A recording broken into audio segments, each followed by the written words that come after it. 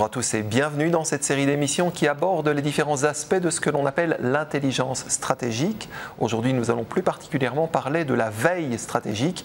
Et pour en bien comprendre les enjeux, j'ai le plaisir d'accueillir sur ce plateau Xavier Rouby, directeur général de Pfiz. Monsieur Rouby, merci de nous avoir rejoints. Pfiz, en quelques mots, qu'est-ce que c'est?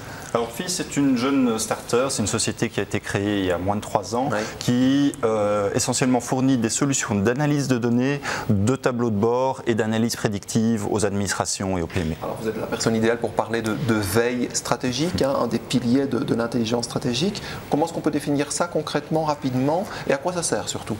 Alors concrètement, la veille stratégique, ça va être l'organisation de systèmes de collecte de l'information et de son traitement. Donc essentiellement, vous allez collecter l'information sur ce qu'il se dit sur vous, sur Internet, de savoir quel est votre marché, comment se positionnent vos concurrents, etc. Les tendances aussi, les tendances. Des nouvelles législations, des choses comme ça. Exactement, donc tous les aspects juridiques très importants, de savoir ce qu'il se passe, va-t-il y avoir de nouvelles lois, va-t-il y avoir de nouveaux brevets. Mais là, l'enjeu n'est peut-être pas tant l'information qu'on peut récolter, c'est l'information qu'on peut maîtriser, canaliser et utiliser. Exactement, c'est très important parce que d'une part c'est très facile de récolter un maximum d'informations, mais si on le fait, on va très rapidement être noyé par ce flot, on ne saura plus le maîtriser, il faut pouvoir la filtrer, y accéder directement et y rendre cette information très utile. C'est un point très important de la veille stratégique également.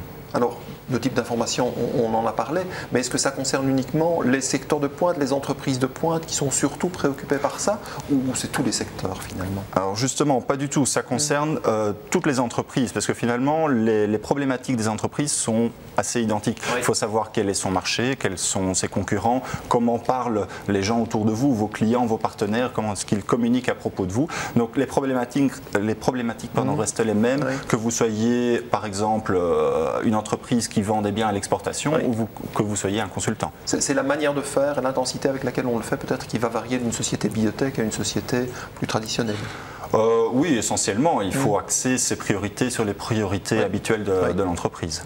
Alors, j'imagine qu'il y a des outils, comme tout ce qui se passe sur Internet, il y a des outils, il y a des logiciels, et là, pour gérer tout ça, ça peut être du moins cher possible, le gratuit, à des choses très compliquées, parfois très chères, c'est ça? Voilà, exactement. Donc essentiellement, le plus simple est de partir vers des agrégateurs gratuits qui existent. On peut lancer des systèmes d'alerte automatique, je pense par exemple à Google Alert ou à Mention, qui sont des services gratuits. Il y a d'autres sociétés également qui fournissent des services un peu plus élaborés, qui peuvent être très utiles, je pense à Knowledge Plaza par exemple, mais on peut encore aller un cran plus loin selon ses priorités et agréger ces informations dans des tableaux de bord par exemple tels que ClickView ou Spotfire. Et là, ces agrégations en quelque sorte d'informations vont permettre de pouvoir les traiter de manière relativement gérable, je dirais. Exactement, donc c'est très important de toujours pouvoir utiliser cette information. Donc il faut pouvoir l'attaquer sous n'importe quel angle, il faut pouvoir la filtrer et la contextualiser. Par exemple, une information, qu'elle soit concurrentielle, a une certaine validité dans le temps. Ça ne sert à rien d'avoir des informations sur vos concurrents d'il y a 5 ans par exemple.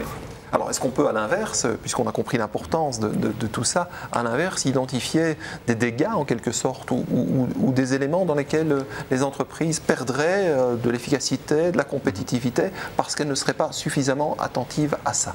Exactement. On sait que essentiellement gouverner c'est prévoir.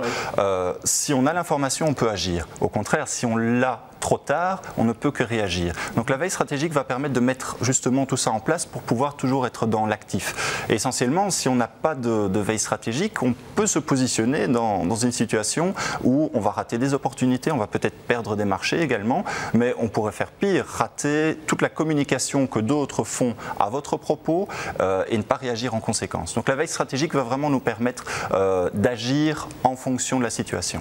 Et on peut le faire, on se répète, peut-être à moindre coût aussi. Mettre en place quelque chose, c'est prendre un peu de temps, s'intéresser à ça, et ça peut porter ses fruits, largement ses fruits. Tout à fait, et c'est toujours important d'avoir une stratégie progressive, on ne doit pas tout faire en même temps. Donc clairement, on peut commencer par mettre en place des alertes automatiques, par exemple collecter certaines informations et voir ce qui manque par la suite.